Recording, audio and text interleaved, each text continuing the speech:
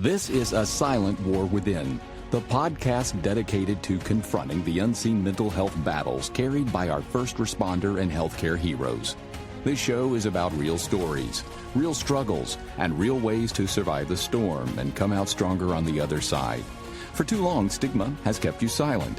But this is your space to bravely break that silence, share vital insights, and build a community where your well-being truly comes first. Because your service deserves unwavering support.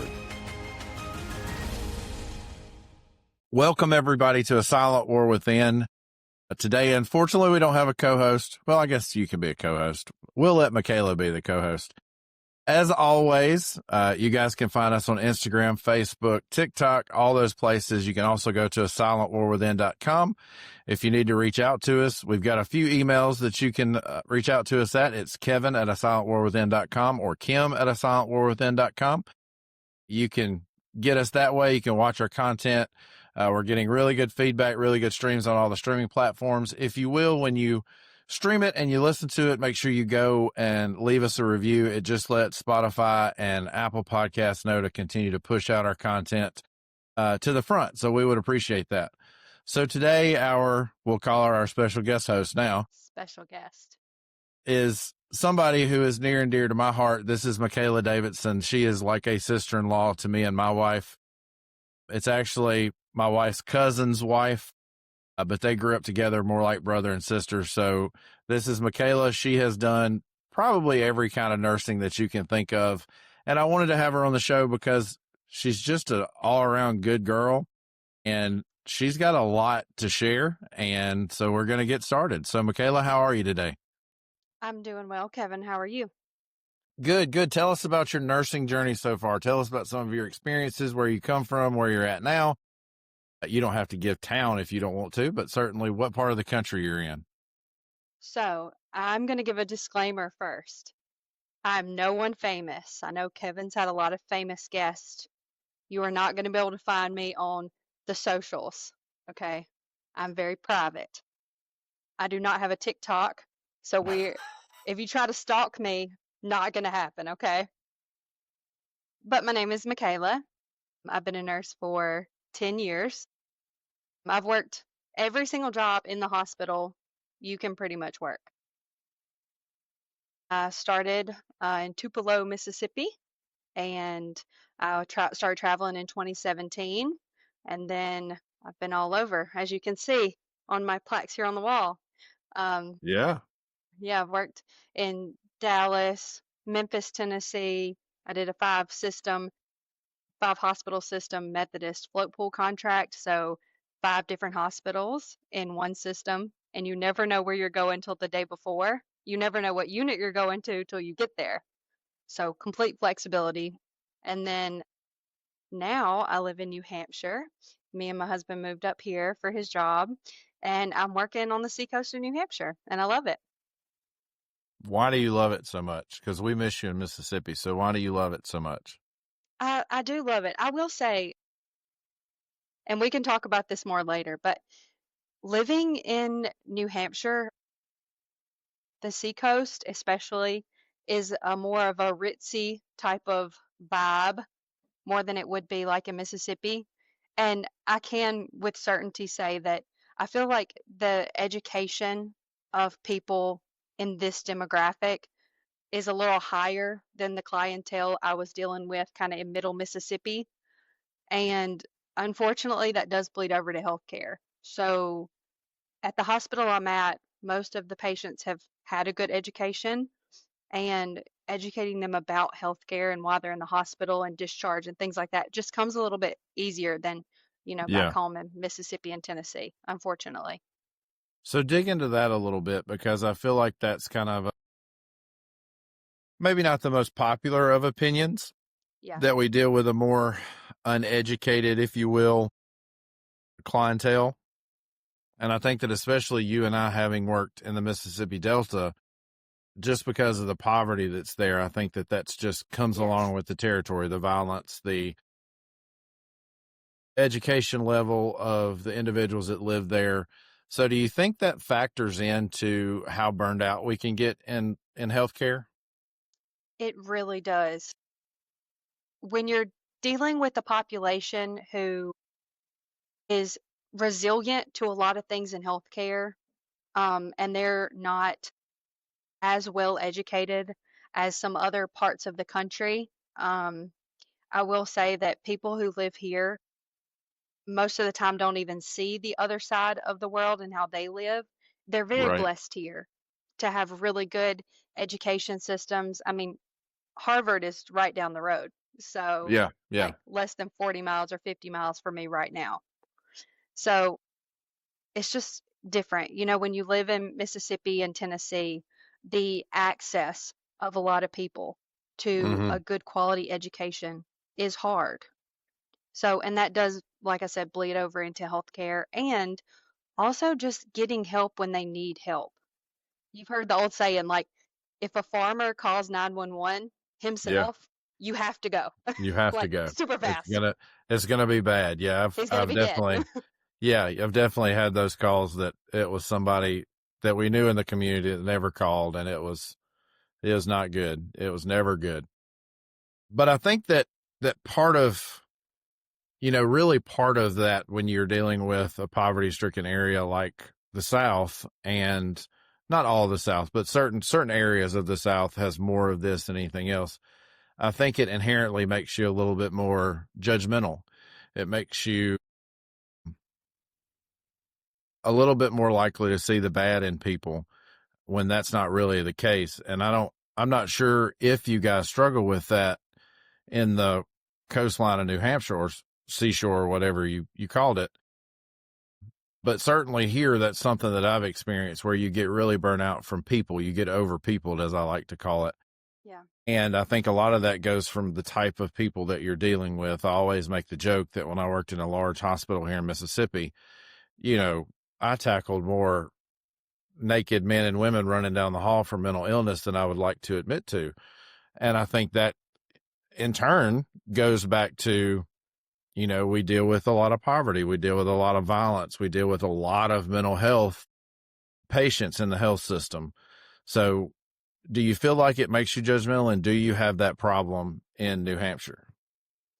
I feel like when I was in Memphis working in a very high crime area, the hospitals in the float system that I was in, I mean, some of those hospitals are in the worst, roughest neighborhoods. And when you get patients in, you kind of have to check your own self and your own Mm-hmm. empathy because no matter what they're dealing with, they're still people. They still need our help. Even if they're not the nicest to you, they are in the hospital trying to get the help they need at least. Yeah. And Yeah. you have a lot of situations, especially when I worked in Greenwood, Mississippi, and even in Memphis too, and Tupelo, like a lot of patients who they're on chronic dialysis or they have these chronic health conditions. It is a burden to them. And, you know, when I was a new nurse, and I think part of this is being young too, but when I was a new nurse, you'd have a patient who comes in and they have chronic dialysis and they just up and refuse their dialysis, Mm-hmm. right? All the time. And right. And it is really hard as a new nurse to remove that piece of judgmentalness from yourself. I don't know if that's really a word, judgmentalness, I'm not sure. being judgmental. Uh, I'm it's just a very hard to paramedic. like remove that from yourself and actually treat that person with care, love, and kindness because ultimately it is a burden having chronic health conditions. In the South, chronic health conditions are widespread. Mm-hmm. Here, a lot of people have access to health care, great insurance. So, a lot of those chronic conditions are well managed. So people can stay in the clinic. They don't stay in the hospital as much for, missing dialysis or, refusing their Lasix for heart failure patients. And then they come in and their legs are, this big. Yeah. So that judgmentalness and that empathy piece is one that even, today here, you have to kind of check yourself and remind yourself that at least they are here getting the help that they need. Well, I think it also comes down to when I would train new hires that were paramedics or even EMTs, one of the things that I pushed forward a lot was these people are still human beings. They still deserve a certain level of dignity and respect just from being, for lack of better terminology, just by being our neighbors. Like, these are the people we live around and walk past on a daily basis, and sometimes we ignore. But when they're in front of us in a health system setting, it's our job to treat them with some dignity and some respect and just the general things you would provide any other human being. And I think that goes a long way. But the ones of us who don't have that experience a lot of burnout. Those who, are chronically, and one of the really huge topics that we cover on almost every show is that kindness is free. And it costs nothing to be kind to somebody. It costs nothing to treat somebody with a little bit of dignity. And really, a lot of these patients, all they care about in the moment is that they're heard, somebody to listen to them. So I think that's really important. One of the things that I found really interesting in all of our years of conversation was you and I tend to agree on that. Even though we have those patients that we have to get a little more stern and a little more rigid with, we really agree that it's okay to show a little bit of grace and a little bit of understanding in the moment. Now, we may walk out of the room and express our frustrations, however we choose to express those, whether to a friend or just saying one of those 4-letter words and moving on with our day. That but we're not really, going to say today. That we're not going to say today. You're right. We're not. I've advised Michaela not to say those words. Those are ugly words. Never. As I tell my son, those are adult words, and neither of us qualify as adults. We're getting a G rating today. We're getting a G rating. I love it. So, in preparation for this, Michaela did something that no guest has done, and I'm really excited for this. She actually formulated a list of questions to ask me. So one of the things I can always say about my family is they're going to be my fans. Everything I've done, I've been supported, whether it seems silly or whether it's something monumental like getting a degree. I've always been supported. So Michaela's been a listener of ours since the show started because she's going to support me, anything that I do. That's always been kind of our family's thing. We're going to be there for each other. If something were to happen to me right now, Michaela would drop everything and fly to Mississippi and same for us. We just have that type of relationship, I feel like, and our whole family does. We have a great support system. If it wasn't for our family, I don't know if my child would have as much stuff as he does, which may be good or bad, depending on how you look at it. I'm running out of bins to put stuff in. But so hit me with some questions that you came up with, and let's see how good I do at a rapid fire style questioning.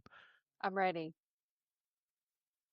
I'm actually really excited for these questions because I know I don't do TikTok and all that stuff, but some of these are like really hot topic conversation pieces right now. And I think the listeners of your show are going to find a lot of value in your answers because there are a lot of things that are in the media right now as current topics. So let's start with the first one.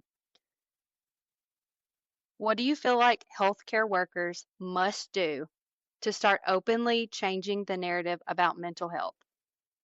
One of the things that we've talked about numerous times on this show is that we have got to get more comfortable in talking about feelings. A lot of things that we experience, we close down and we give the generalized, yes, I'm fine answer. And I've been in that category numerous times throughout the last 20 years.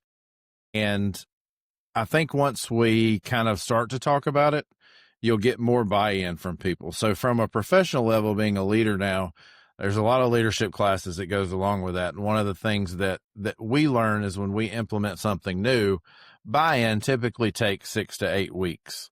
So in a grand scale, like talking about something as broad as mental health, I mean, because there's all facets of mental health. I think one of the things you've got to realize, and I always, and this pales in comparison to what I'm about to use, but so at one time, there was a suppression of African Americans. It took a handful. If you really look at civil history and civil rights history, what you find is it took a pretty small group of people to stand up initially and start to say, we're not taking this anymore.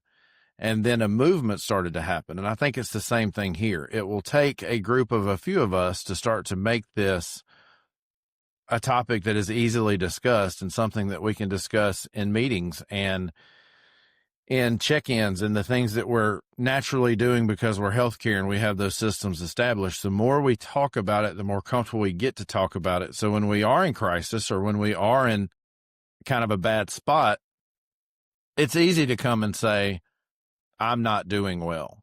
And that's more generally accepted. So I think the biggest part of it is bringing it to the forefront, talking about it from a health system level. Health systems have got to get more involved. So one of the things that I mean by more involved, many workplaces have employee assistants, right? And whether that's a department or counselors or just people to talk to, that's their jobs, like to listen and to talk to you. And my experience with them is you go in and you talk to them and they're great listeners, but then they refer you to a psychiatrist, psychologist, counselor, mental health professional, basically. Well, that's all well and good, but why are those people not on our staff? Why are those people not ready in-house right then? Because if I'm in crisis and I go to, say, EAP, Employee Assistance Program, and I talk to someone who is not necessarily a licensed therapist, but someone whose job is just there to listen and to refer, if I'm in crisis and I leave after talking about it, I'm likely still in crisis. Just talk therapy alone and having somebody to listen to me does not change the fact that the crisis is still there. So we've got to, as a healthcare system as a whole, find funding, whether it be from local or state government, or whether it be from in-house funds, or whether it be from donor funds. We have to find a way to get those people on our staff and have them readily available. EMS Avenger put it probably the best way that I've heard when we had him on our show, and I've used this example a few times. Do you remember I Love Lucy? Did you ever watch that as a kid? Yeah. I loved it. Yeah. I mean, we all did with our parents or in reruns or whatever.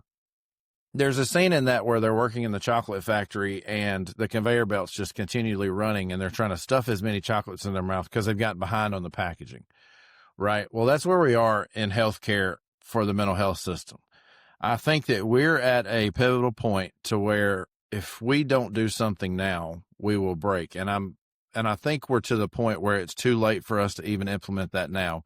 We've got to break and have a rise from the ashes kind of story. I think that that's one of the things that absolutely is going to happen. I don't think it's something that we can just keep putting off and putting off and putting off. We're to the point where even if we make these strides immediately, we're still going to have what is going to look like in the media and to the outside eye as an internal collapse, a combustion, if you will, where it's going to implode. There's just no way around it. But one of the things hospital systems have got to do so that when that implosion does inevitably happen, those providers, those mental health providers are there and ready to provide service. And when we're in crisis, there's somebody actually there ready and to provide service. I'm not saying that those folks that you go in and they listen to you and they refer you are not good, but it's an extra step in the process. If we could get a licensed counselor right then, that would be at least a step in the right direction. It's not going to solve all of our problems, of course, but it will be a step in the right direction. And that's kind of what I think we have to do. Yeah, and plus to add to your point, Kevin, if you go through those processes that they have in place, which are great, they're a start. But once you go through that process and then, they're going to try to make you an appointment with a therapist or a counselor. Yeah, that would still be great. I would still love that. But what are we going to do right now? I'm in Yeah, crisis mode right now. Because in the meantime, you're waiting on an appointment for 2 weeks to a month. Right. And the flip side to that coin is that not only are we in crisis, but there's also a crisis occurring on the mental health provider side that there's not enough for the people who need this help. Right. So that also provides another level of problems that will inevitably, if we start this, if we were to start doing this today, there's not enough providers. And one of my other guests that we'll release before your episode, we talked about this and how there's also a crisis happening in the mental health world, that there's just not enough providers. And so you're on a wait list for a month or 2 months. And by that time, you've processed the best way that you can. Yeah. And you may not be in crisis anymore, but now you have that secondary damage to deal with, whether it be that you've, had a blow up on your family, or whether your family's left you, or You know, whether you've tried to take your own life, there's just so many problems that occur when you start talking about mental health that from the outsider looking in may seem very easy to fix. You know, people who don't have the knowledge of what healthcare looks like from an internal side may say, oh, well, you know, I've heard that's what you signed up for. This is part of the deal. This is the nature of the beast. You know, all those quips that we use with each other to describe kind of the mentality of you put yourself here. It almost passes blame. And that's not ever what we want to do when you talk about a mental health crisis or mental health struggles. So I think that there's a multifaceted answer to that. You have to educate the public, you have to fix the mental health provider part, and you have to start providing on-site mental health resources at the time of incident and not 2 weeks later, a month later. Right. And I want to add to that one thing that the hospital that I'm at right now actually does right is they have a Code Lavender. It's a very underutilized resource, but it is a resource we have. And I want to talk about why it's underutilized too. Um, but it's Code Lavender. So if you have a situation that is overwhelming for you, you have a patient code, you have, a family member or a patient get aggressive with you, or you just need a moment, to like stop from the chaos. Code Lavender's called, you will have a person come to you, address your crisis, take your patients, do whatever we need to do to like help you get through the current crisis. I think that should be implemented everywhere. Since I've been working at this hospital 2.5 years now, not once have I ever heard it been called, not on night shift or not on the shifts that I've worked, but it is a resource we have. I'd like to talk about why it's underutilized. Why is it underutilized? So, a lot of times, the people who are the Code Lavender staff is the house supervisor, which is the current role that I'm in at my hospital. And I've done management too, but it's the supervisor. So, when you have an issue, right, the supervisor is coming to you who is not I'm not trained Right. as a licensed therapist. I'm not trained to deal with a crisis situation. I didn't get any training in that department. So when you're having a breakdown, it's just going to be a human and a human. I'm going to love on you. I'm going to, do whatever you need me to do to make you okay in that moment. But am I trained in the verbiage to help you get through a crisis professionally? Probably not. I'm just going to be my Michaela self and try to love on you. What do I need to do? Take your patients. Do you need a break? Do you need to go to your car? Tell me, I'll do it. Whatever will make you feel better. But if you're actually having a crisis and a meltdown, having a licensed professional there that's away from the scenario. The house supervisor, if you're having a code, they're already there with you, that's away from the situation to come and handle things with you. I mean, that should be implemented everywhere, day and night shift. Yeah, absolutely. And I love that you guys do that and that that's a program. However, I will say one of the things that ends up happening almost inevitably is exactly what you said. You said a key phrase that I picked up on. So when you tell somebody who's struggling with mental health, and this is not a dig at you individually, this is just saying across the board, we as humans immediately go, what can I do for you? What do you need? Well, when you're in a mental health crisis, you don't know what you need. You don't know what to do. So having that licensed person there would fill in that gap, because in your case, that's coming from a genuine, honest, good place. Right. But what it does is it shifts the responsibility of finding out what to do back to the person who's in the crisis in the moment. And that's just, it feels like from somebody who's been in that situation on both sides, being the one that has done the peer support and responded to those. We don't have a name for it, but for ours, it's just people reaching out. But when you respond to that, and even from a respondent side, it feels like, oh God, one more decision for me to make, one more something for me to tell. So I'm not saying don't say that, but because it does come from a good place, but without that mental health professional, there leaves that gap of, oh, they want me to make a choice. They want me to tell them what I need them to do. And if you've ever been in grief, it's the same way when people go, "What can I do for you?" Well, Right. I don't know. I have no Yeah. idea. Fun story that will take you back. Were you in the picture when Mindy died? No, she died 1 year before me and 1 year Dylan met. before. Yeah. So Mindy is my mother-in-law. This tattoo on my arm is her actual handwriting, and that we found in her drawer, and her death date, which was just 3 days ago, August 26th. And it happened in, I have to look now because it's been so long, 2018.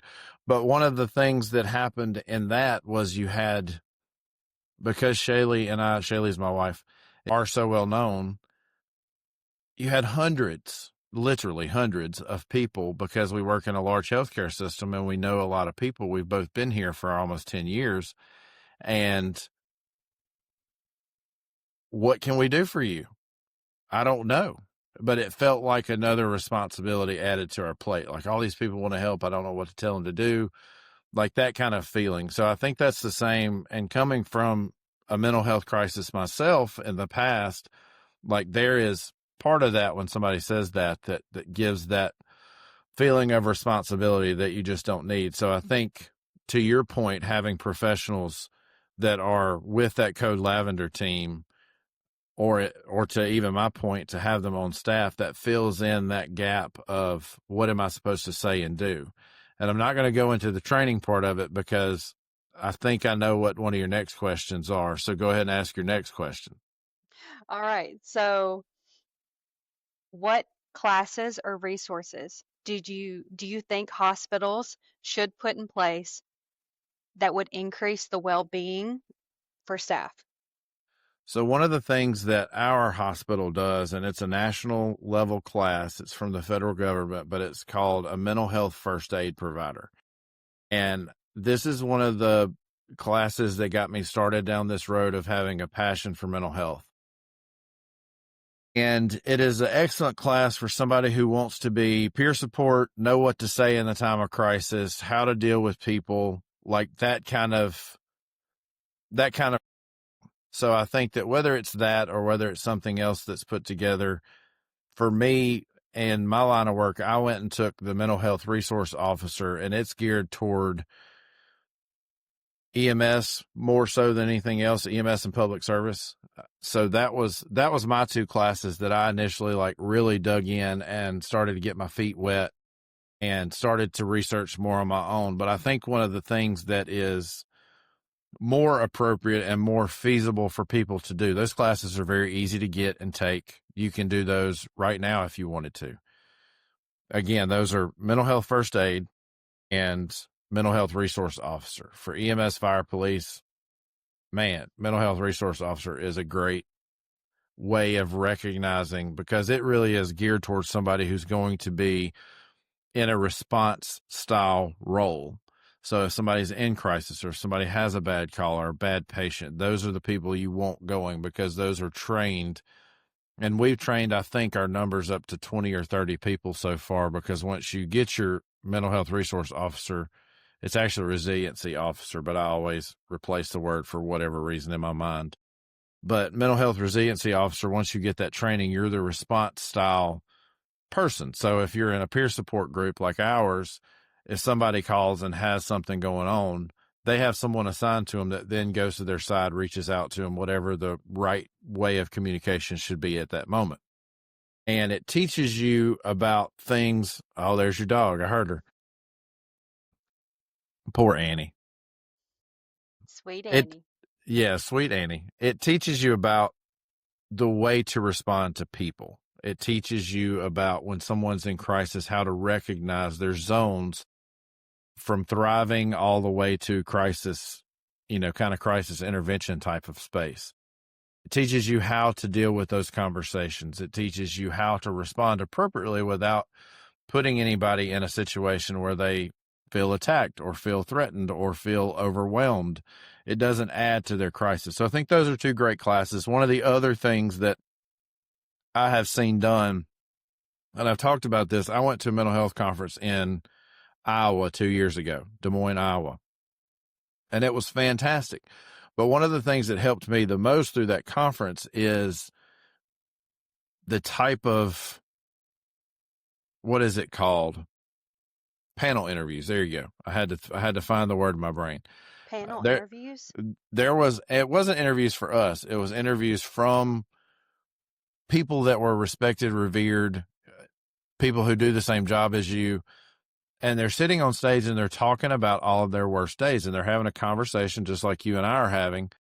And it just, again, normalizes that. So when you see people who are respected, and these in a hospital setting, these would be people like your COO, your charge nurses, your patient care coordinators, sitting on a stage, people that you respect from a general associate position, people that you respect, talking about, I've had bad days too, and telling those stories. I think that, and I've said this before, but I think when I was in some of the bad spots that I've been in over calls or what have you, one of the best things that would have helped me, and the reason that we started this show, is to have somebody to come alongside you and say, me too.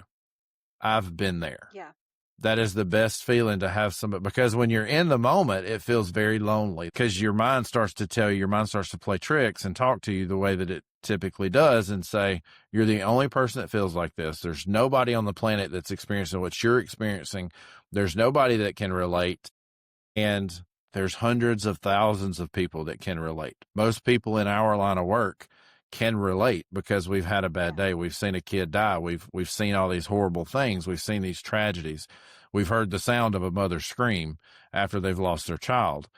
And for somebody to come up beside me and just say that would have been such a relief, to know that I'm at least not alone. There's somebody else that knows what I'm going through. And then after you hear that, oh, okay, somebody else has been through this, their opinion now matters.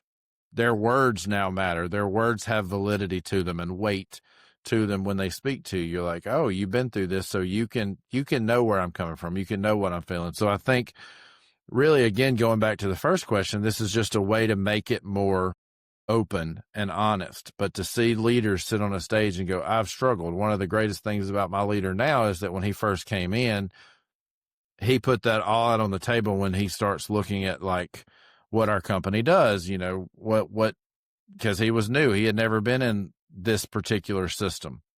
I almost said the name of where I work. He had never been in the healthcare system like ours. He had never been in that environment. So he wanted to know all the ways that we did things. And one of the things that was so freeing is he came in and said, hey guys, just want to be transparent.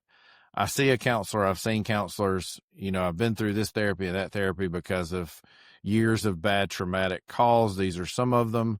And he shared, well, then he had that, we all kind of had that aha moment of like, oh, this guy gets it. Like, he gets what we do. And it was a level of respect that came with that. So I think that we've become so stigmatized to mental health, and we've become so, oh, that's taboo of a subject to talk about in the workplace. It makes others that go through that same struggle feel the exact same way, that, oh, we're not supposed to talk about that. We're not supposed to feel. And that's the opposite of what it really should be. Our feelings should drive our care. The feeling of wanting to do our best should drive our care. The feelings of wanting to save patients should drive our care. But, we've gotten into such a habit of not talking about this and letting it all go. And then we repress, and then we have some big blow up and quit our jobs or walk off or whatever we're doing, or cuss somebody out, or, fill in the blank. And that directly links back to, what's your mental health like? Well, not great. So it's really good to have that constant compass of, am I okay today? Am I not doing so good? And know that going in. But talking about that makes that much easier to develop in a cultural style setting like a healthcare system. I want to talk about something really taboo that you said that really reminded me of something I really wanted to speak about on this show while I was here. All right. There is one thing in healthcare that could be reformed in a second, but for some reason it still Just has not one? changed. I think you're going to know this language now that you're a manager. What could you have done differently? Oh, yeah. Oh, When yeah. I was a manager, we had this form that we would fill out when someone got hurt, got attacked, whatever it was. And it would say, what could you have done differently? Sometimes I wouldn't even ask the staff that. I was like, it would it would tick me off beyond any reasonable doubt to have someone get hurt and then ask them, what could you do differently next time? What could you have done differently this time? That's not helpful. It feels very motherly. It They've already feels, done the and not in a good self-reflection. way. Yeah, yeah. It feels very motherly and not a good way. Like mom's got you hemmed up in the corner, giving you the business, and she goes, "What will you do differently next time?" Right. Kind of. And I agree with you. I think that question can go away here's a caveat, for most situations. Most situations. There are some situations, such as patient harm, that you use it as a learning opportunity. The verbiage can be different, but there's certain situations that it certainly can be a learning opportunity for that associate, and to say, how could we have done that differently? My favorite question from a management's point of view is, instead of saying that, saying, walk me through your thought process to figure out how we got here. Because that's more, take me through what you thought in the moment. That's not, what are we going to do different next time? And then after they walk through their thought process, then you can talk to them and have a more casual conversation about why that thought was incorrect, what we could do different if this happens again. And I think that, so words are everything. I'm a big words guy, clearly, because I can talk to the end of time, and you can too. We've already been talking 36 minutes. Yeah, It's going to be a long episode. But if that wall behind you just nodded every once in a while, I mean, I could talk to it. It's fine. All I need is a good nod, and I can keep going.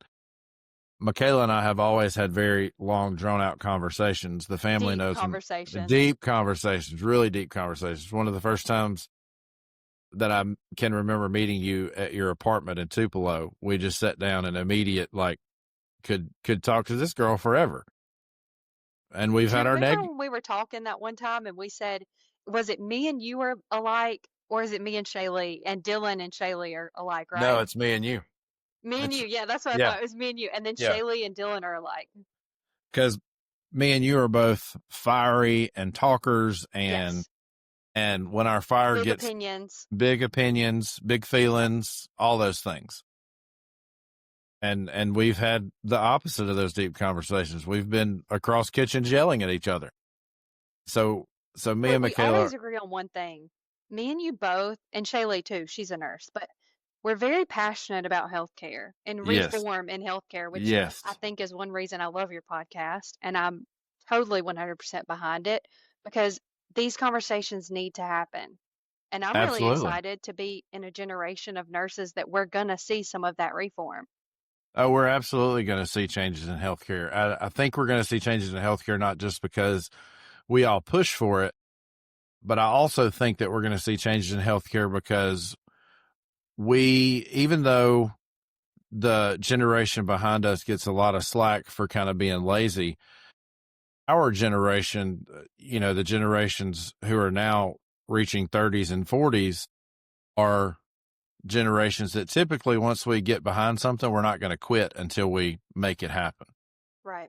There's a large population of people that are just not going to quit. And I think this mental health thing is one of those things that we have all experienced the problems with, having some type of mental health crisis or big feeling and big response from a situation. And we're going to push to make sure nobody feels that way.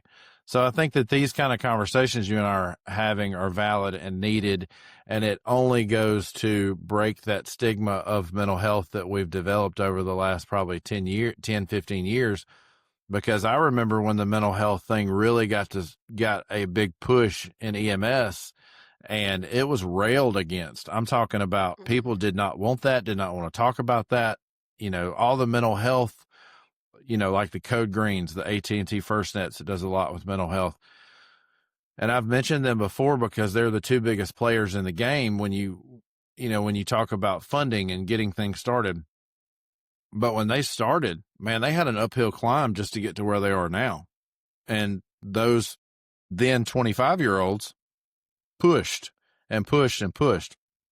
And going back to the example I used, It's the same with civil rights. You had a group of people that just refused to quit no matter what, through beatings, through cussing and lynching and all these other things. You had a group of people that just refused to quit.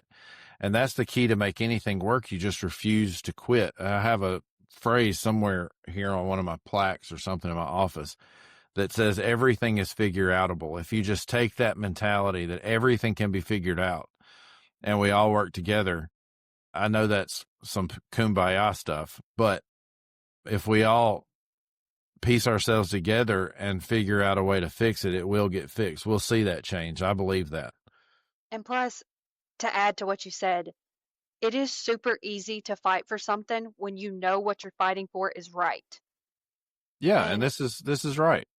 speaking about mental health and the importance of mental health and healthcare is super important, and it's right. It Yeah, is something that absolutely. has to be addressed. It's something that's needed. It's something that's needed, and it is a department, unfortunately, in healthcare that needs radical reform. Mm-hmm. I know we Mm-hmm. kind of talked about this yesterday, but it is true. When you have a nurse, just say a nurse. I told you about this yesterday that, as far as first responders go, nurses aren't really considered first responders because we're not the first on the scene. That's what that means. Yeah. The people who are first on the scene, their trauma, their PTSD, their anxiety related to those situations is obvious. You've Yeah. seen limbs on the highway from a motorcycle wreck where they got torn to pieces. That's traumatic. Mm-hmm. You've seen a mom when you get on scene holding her lifeless baby, Mm-hmm. helpless. That's traumatic. All of those things that first responders deal with, it's very traumatic. PTSD, it's like a Mm-hmm. war zone. You're seeing the worst of the worst day in and day out, and you're clocking in and getting paid to see this trauma over and over and over and over again. So, understandably, this reform has to start with first responders. One of my favorite pieces of statistical data is the typical person, the lay person, if you will have somewhere between 8 and 15 traumatic events in their entire life, right? A first responder with 10 or more years of experience will witness 400 to 600 traumatic events in their career. And that's in a mediocre call volume place. You put that in somewhere like New Orleans or New York or Chicago, that Yeah. number significantly increases. So I think that this is a problem that needs to be dealt with. It needs to be dealt with quickly. It's not something we can wait on. It's something that, yes, I do weekly episodes, but I'm also involved with Code Green. I'm also involved with FirstNet. I also have connections to all those places that are really putting in the real work.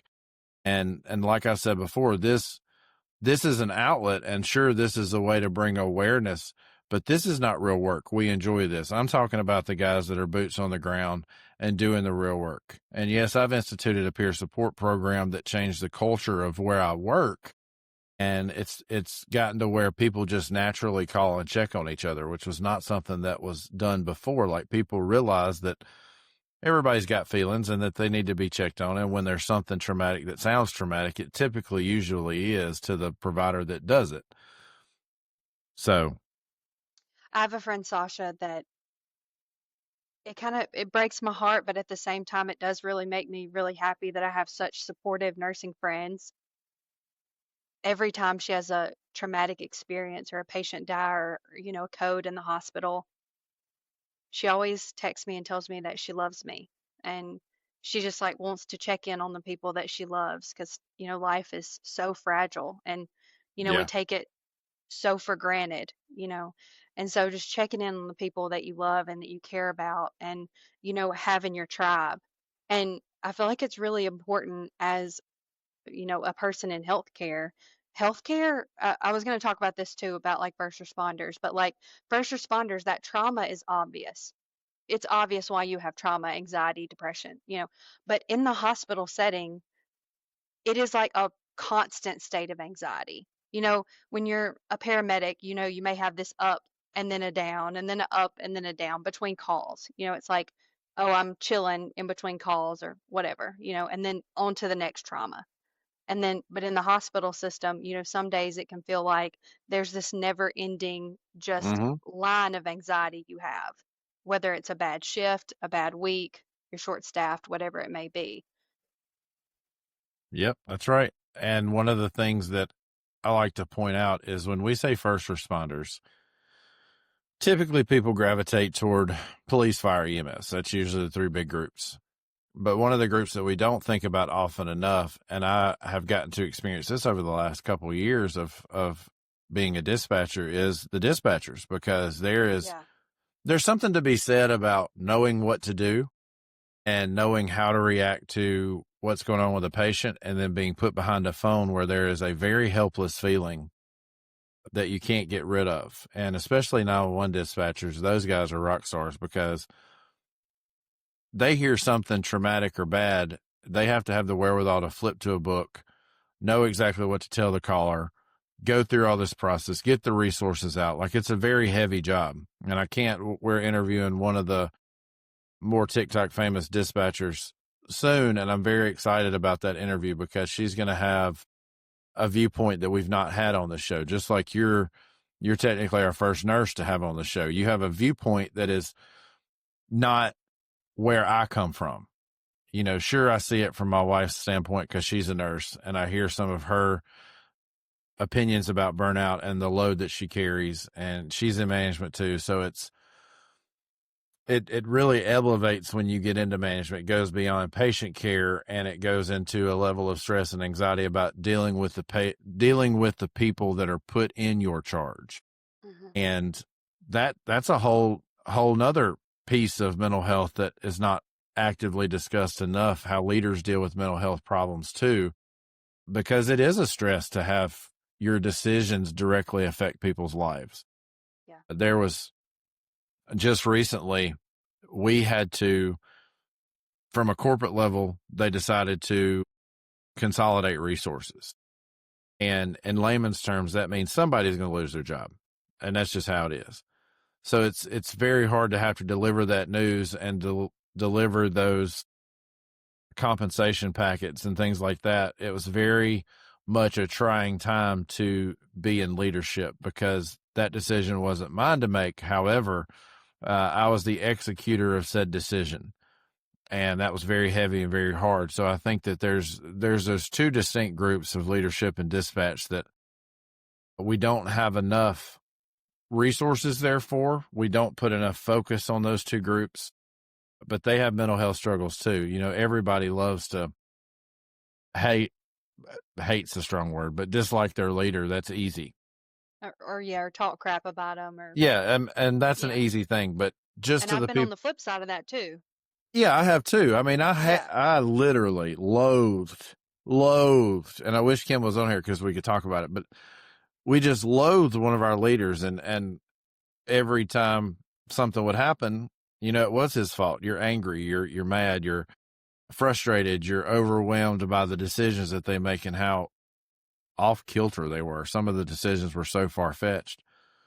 Now being in this position, I realize that there's a lot of that corporate side of it that we as associates don't see. And there's a lot of decisions that are made that we are just simply executors of, but we get the heat from it. And that's what we signed up for. That's what we're here for, right? But that does not lessen the mental health toll that takes. Dispatchers are the same way. They signed up for that. They knew what they were getting into. People will say, oh, it's just a phone call.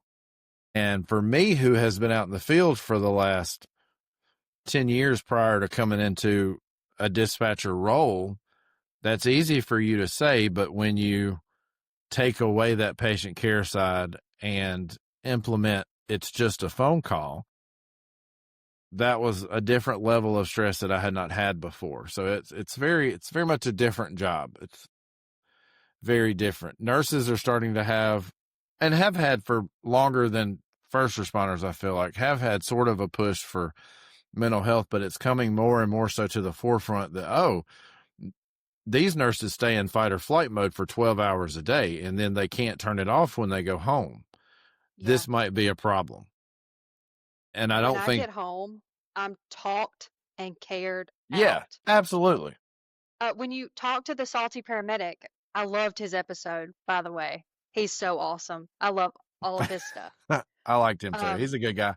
he's funny too. But I want to get his book on like marriage for, healthcare people, first responders, because and my husband, he now that he has been with me for a while, he's kind of understanding just by looking at me, he can tell like what kind of, day days in a row it's been. I work nights, so we're kind of like passing ships in the night, I Sometimes when we get it. see each other, Us too. he's driving to work, I'm coming home. But when you work 4 or 5 days in a row, which is kind of what I like to work because I block my days, that day that I'm off, I'm cared out. I'm touched. I don't want to have to care about anybody. I don't want to have to talk to anybody. I do not want to put on my customer service voice and my customer service face for anybody. And So, like, even leaving the house is difficult. I don't know how, and maybe somebody can comment on some of these shorts or this episode or whatever, and tell me how it works to be married to somebody who's not in this line of work. Your case is a very interesting case because Dylan has done a lot of things and understands a lot of things. So he's gone down the EMT route. So at least he's been on an ambulance. He gets it. He's been with me in the back of an ambulance. He's seen the things that I've seen. And it's very much a different situation with you guys because, one, he's been around me for the last 10 years and heard my stories and seen my struggles. And then also he did it for a little while himself. And he also just has a general understanding because he has so many military friends that also have affected the way that he deals with things. But how do people have relationships with folks that don't get it? How does that? I don't know. I'm genuinely asking whoever wants to chime in here, in the comment section. If you have a spouse, I mean, Kevin, I didn't mean to interrupt you, but no, you're fine. If you have a spouse who doesn't understand healthcare at all, they've never been around anybody in healthcare, their mom, sister, aunt, uncle, whoever's not in healthcare, right? And they don't understand that stressful environment every single day. I mean, you literally have people's lives in your hands. If you don't have a supportive partner, it is so hard. I'm very blessed when I come in, Dylan, here's my stories, about my day, and he understands, wow, that was traumatic. Like, don't mess with her. Sometimes I can be like a porcupine, just stay away from me. Don't talk to me. I just need a decompressive time. And I want to talk about the things you do to kind of decompress. But like for me, if I work 4 nights in a row, I'm very lucky because I can come home and go to sleep and no one's here during the day. Mm-hmm. Dylan works days, obviously. So I kind of have like 8 hours just to myself, that peace and quiet, that calm. Even on my first day off after working like 4 in a row, the alarm bells, the call lights, the bed alarms, they ring in my head constantly. And it takes about 8 hours to get done with that. I dream that I'm at work. Yeah, it's alarm fatigue. I mean, that's the name of it. That's what it is. Like it's being alarm in a fatigue. casino for 14 hours. Oh, that's God, what it feels I'd like. die. I would die. But that's the way the hospital is. Yeah, It's I alarms know. and chirps and beeping 24/7. And then you dream that you're at work for 12 hours. But one thing I really wanted to talk about, I know we're like almost at an hour. It's crazy. It's all good. But I have to travel. I know me and Dylan, we don't have any children, so we travel all the time. Anytime that we can, we're out of this house. For me, I used to always feel guilty if I was at home doing nothing and they asked me, "Can you work tonight?" because we're short-staffed.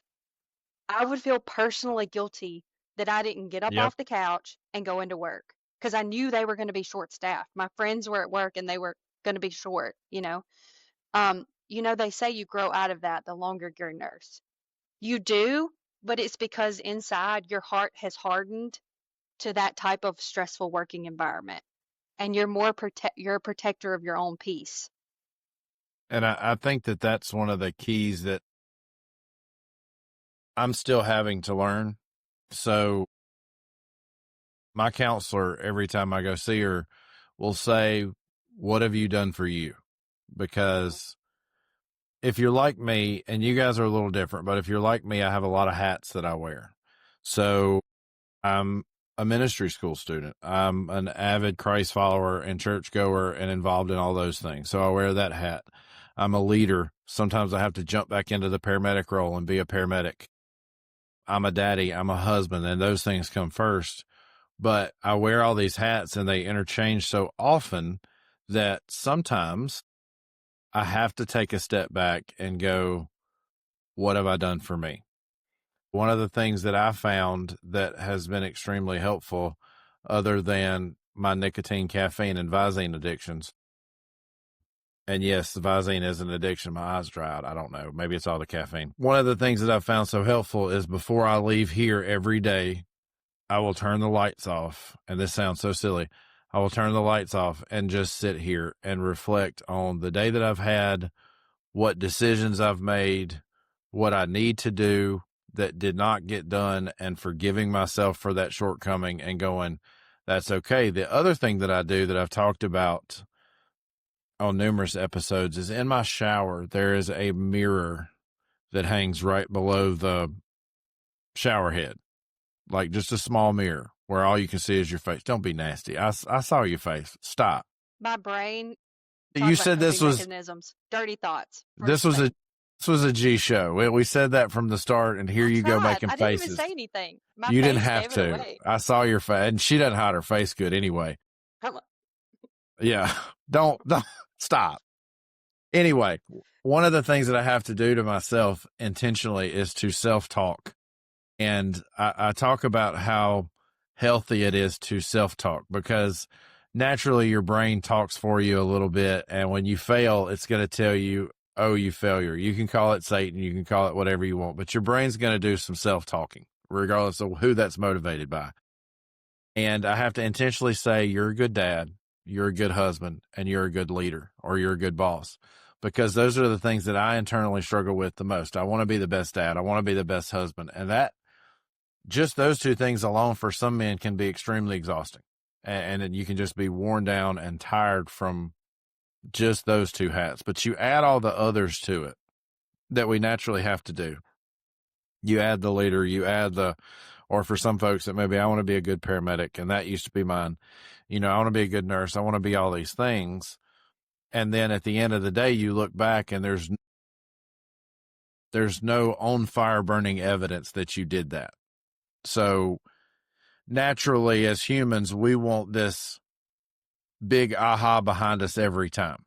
We want to look back and see, oh, I saved this baby and that baby, and I did all these fantastic things. You want these big grandeur type of results, and that doesn't always happen. There's some days where you didn't have any of that. It was just normal work stuff all day long, and it was just the most mundane day. And that's okay. Those are the times where you have to go, you know what? Even the little things make a difference. Right. So mine is always that little decompression moment. There's been a few shifts where I've just had to sit in the driveway for a little while, but I need that 5 to 10 minutes worth of just be quiet, my brain. And I listen to either podcast or music on the way home, and I just don't think about anything else but whatever is on that show, or listening to that music and singing. And I can't sing worth a flip, but still, it's a private concert. I don't invite people to it. Yeah.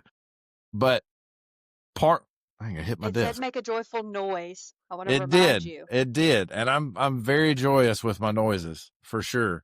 But part of... Sorry, I don't understand.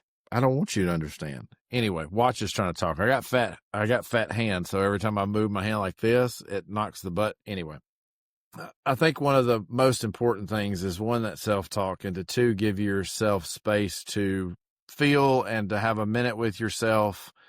Even those intrusive thoughts, if you sit with them long enough, you can find positive in them.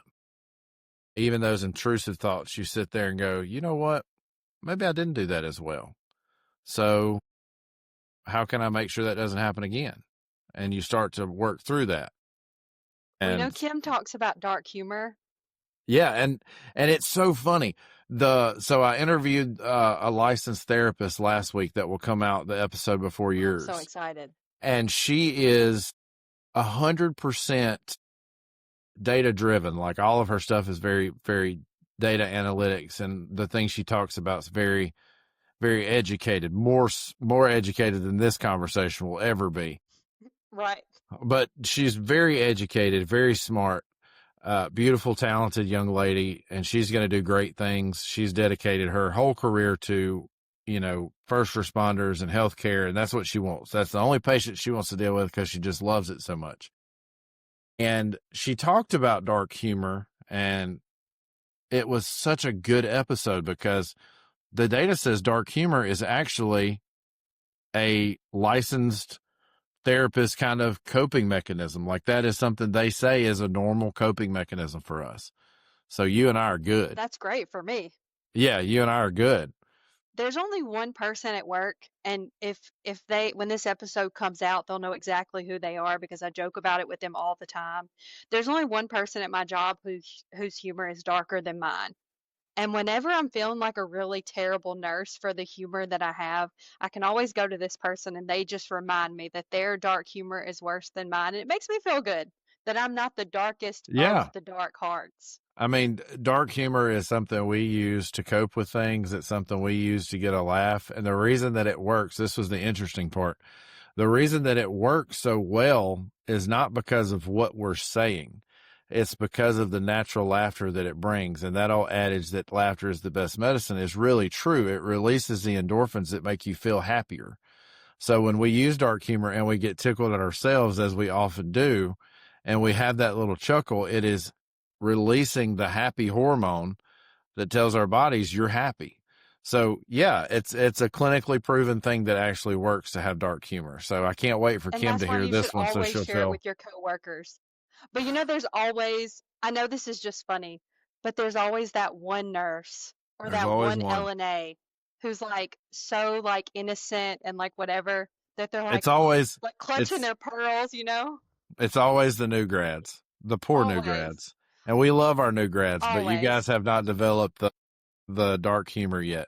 New And they're, like, paramedics and actually EMTs are the same upset. way. Yeah. Well, the Yeah. paramedics and EMTs and firefighters and people that I've been around, they don't get upset. They're just like more appalled. Like, how could you guys say that? How can your brain think that?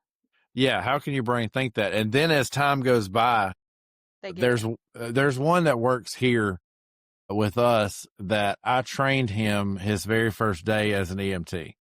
And it's kind of a full circle thing where a lot of the people that I have had a career with previous to this are now working for me and are some of the people that I am charged with taking care of. And it's so funny to see his, like, what's the word I'm looking for? His journey through it, because as he went through it, I can remember the very first day us joking and laughing and having a good time like we do, sitting around a table at Waffle House.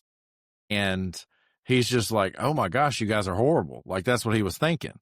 And you can just see that he feels like he is out of place. Well, now he's just as dark and messed up as the rest of us.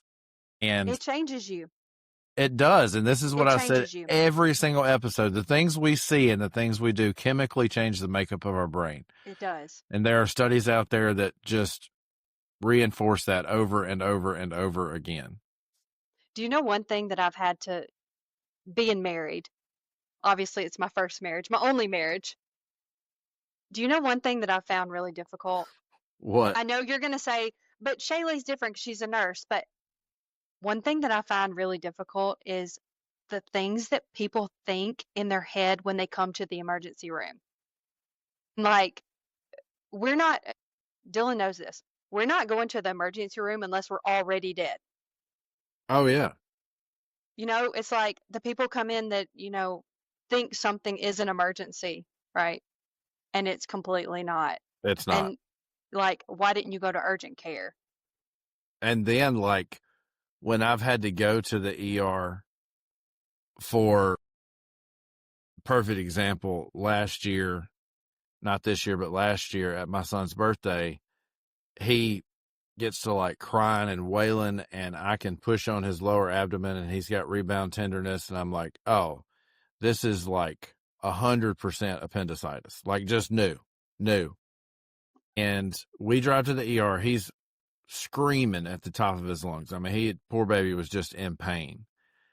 And I mean, we get into the ER and this kid lets out the biggest, loudest flatulence, Michaela. I know. I know the story time and time again. And we're like, really, dude? But when you go there and it's for something that you think is worthy of an ER, and even when it's not, you know, you're like, I'm so sorry. We were just continuously apologizing because we know, like, abdominal pain is one of those that comes in and everybody's got abdominal pain. I mean, it gets, I would venture to say that somewhere 50 to 60% of the patients in the ER at the current moment, anywhere in the country, their complaint is going to be abdominal pain. It's one of the most common complaints in the healthcare world. So we know that it's chest like pain that's not a STEMI. Yeah. I mean, it's pain just can be a lot of different things. Yeah, and it's just two of those complaints that get like, maybe something may not. But we were just so apologetic. So when healthcare people go to the ER, that's the point of the whole story, is that when we go to the ER for anything, we're like, oh, I'm sorry. I rolled a four-wheeler on top of myself 2 years ago and apologized for coming to the ER. I had a knot on my shoulder that stood up here. I was like, oh, I'm so sorry. Because to me, those are the people you want. It wasn't bad enough to be in an ER. My kid's got a rough life ahead of him because he's got to have some appendage hanging off for us to go to the ER. The only times we've been in the ER is the gas episode, which we left without being seen. And the second one, no, the lip. It was the lip. Oh, lip, it was the stitches in the lip right there on that vermilion border that is so apt to infection. So that's why we went, is because where it was, I was concerned that there was going to be an infections and possibly thought plastics was going to get involved in all this stuff. But luckily that didn't happen, and he got 4 or 5 little stitches and he was fine. I mean, you do have an all-boy boy, so. I do have an all-boy boy. Boy. And when Michaela comes, it's all boy and all boy girl together. And it's just WWE remake. It's WWE all weekend long, and they get on my nerves because it's all the time. And Michaela's got as much energy as he does, I think. If somebody ain't screaming, we ain't having a good time. We ain't having a good time. That's right. That could be in multiple different situations. This is a G show. You did it this time. Yes, I did. Yes, there's that dark humor again. So go back to your list of questions because we got off track. So what was your next question? You gave me 2. What's the third? This is going to have to be 2-part episode because we've got so much to talk about. Because I do have a list we're going to talk about, and I'm just going to read through it quickly because it's a lot of information. But we're going to touch on some of the things that I've interviewed all my friends for the last few weeks that work in the hospital, and we've narrowed down a few things that lead to staff burnout and anxiety and PTSD. Okay, stop. This is a perfect opportunity because you've kind of led into it. Yeah. This is a perfect opportunity to stop this one and start a new one so we can have a 2-part episode. Because splitting recordings is extremely difficult. I don't know if anybody's ever done it, but if you want a producer gig that pays nothing, give me a call because we don't have any budget. So there's that. You'd be working for free. Did I do a good segue? Is that what that's called? You did do a great segue. So for right now, this is the end of part 1. If you want to listen to part 2, you'll have to wait until next week when we have Michaela back with us. This is Studio Magic. She's staying right there. We're just going to start new. Anyway, thank you for listening to A Silent War Within. Please tune in to the second part so you can hear the rest of the story. As Paul Harvey used to say, you guys remember that? And that's the rest of the story. You know, I wish I was Paul Harvey, but I'm not in any way. Tune into the next show. Paul Harvey. Yeah, very. Tune into the next show. Tune into the next part so we can see what Michaela's got to say, see what her coworkers say. We've even got my wife's input on that one. So make sure that you listen to the next part of this episode so that we can get the rest of it. Again, you guys can find us on Facebook, Instagram, TikTok, all the places that you get your podcast is where we stream at. Make sure you leave us a review. And for right now, that's it for us. And as always, be safe, take care of your mind, and we'll talk soon. You've been listening to A Silent War Within. If this episode resonated, please subscribe, leave a review, and share with someone who needs to hear it. Remember, you're not alone and your well-being matters. It's time to end this silent war.